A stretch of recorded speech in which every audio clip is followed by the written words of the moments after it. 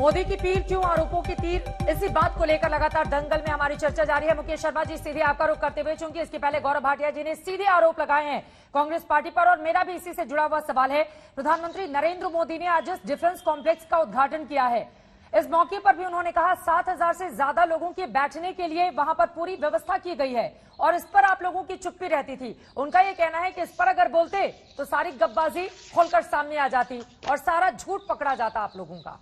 प्रधानमंत्री ने कहा है कांग्रेस के लिए।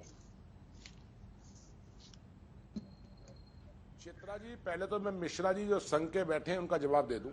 इन्होंने कहा गैर जिम्मेदार विपक्ष, बिल्कुल गलत है।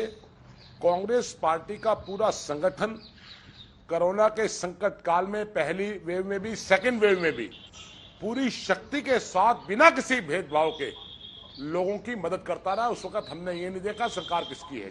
जिससे जो सामर्थ्य थी, कांग्रेस का छोटे कार्यकर्ता से लेकर बड़े लीडर तक, जो उसके बस का था वो उसने काम किया है।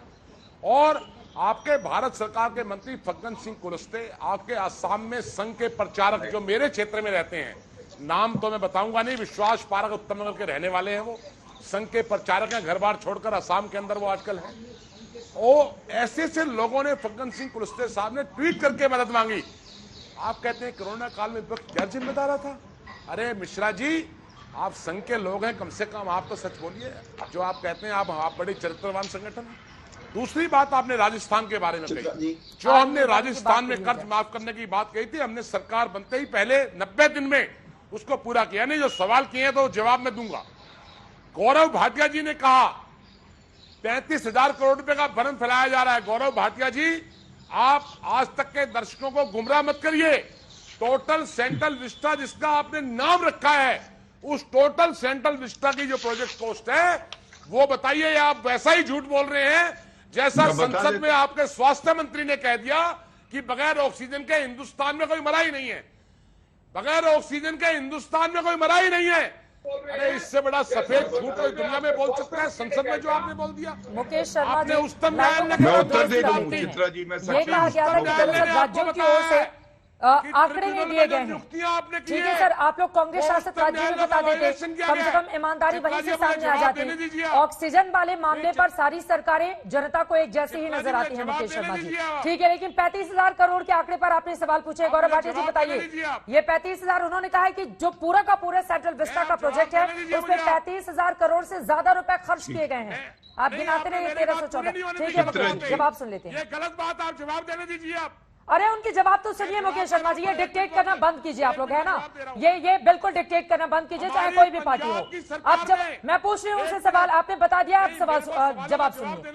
गौरव भाटिया जी बोलिएगा ना सर, भाषण देने थोड़े ना बैठे यहाँ पर मुकेश जी, डिबेट में आए हैं ना। एक एक करके सवाल लूंगी और जवाब सुनूंगी। बोले गौरव भाटिया जी। वो कह रहे हैं 35,000 करोड़ से ज्यादा पैसे खर्च हुए हैं और आप लोग झूठ बोल रहे हैं पूरे मामले पर। चित्रा जी देखिए, पूरा देश भारत जानता है, भारत का हर बच्चा भी जानता है, मासूम बच्चा भी जानता है, वृद्ध व्यक्ति भी जानता है, इस देश में अगर झूठा सबसे बड़ा कोई है तो वो राहुल गांधी हैं। और राफेल के मामले में सर्वोच्च न्यायालय में माफी राहुल गांधी ने ही मांगी। प्लीज चित्रा जी, मैं चुप हो जाता हूँ, आप मुझे बता दीजिएगा कब बोलना है।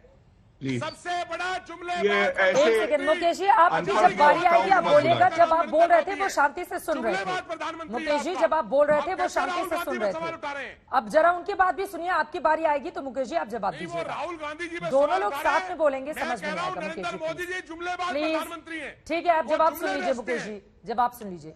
बोले गौरव भाटिया जी।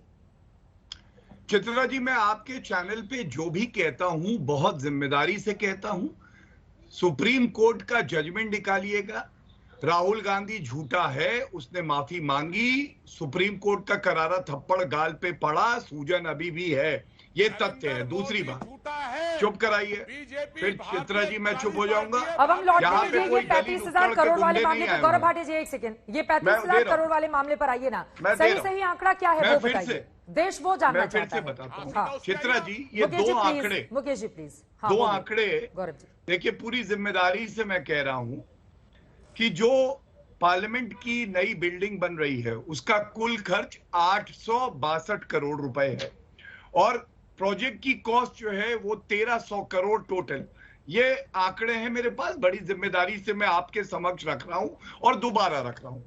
अब तीसरी बात इन्होंने करी कि हम तो समर्पित थे कोविड के समय में, इतना समर्पित थे, फतेह किट स्कैम हो रहा था पंजाब में, वैक्सीन राजस्थान में जमीन में गाड़ी जा रही थी, इतना समर्पित थे कि कोवैक्सीन मत लगवाओ, ये छत्तीसगढ़ के मुख्यमंत्री ने कह दिया, और इतना समर्पित थे कि कोविड को मोविड बुला रहे थे। तभी हमने भी नामकरण किया कि कोविड को हम भी रोविड बुलाएंगे राहुल गांधी के नाम पे।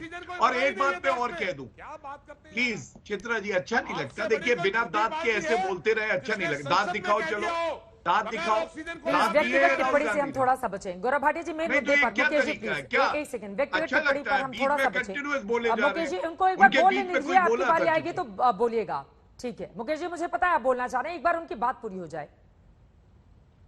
चित्रा जी, मैं केवल इतना कहूंगा, जिस तरह से भारत मजबूत हो रहा है, चाहे वो डिफेंस इंफ्रास्ट्रक्चर हो, चाहे हमारे पास होइट्जर आ रहे हैं, अपाचे, चिनूक, रफेल, इन लोगों को दर्द ये है कि ये सत्ता में है नहीं, कमीशन कैसे खाएंगे, और ये खानदानी चोर मानता हूं मैं इनको।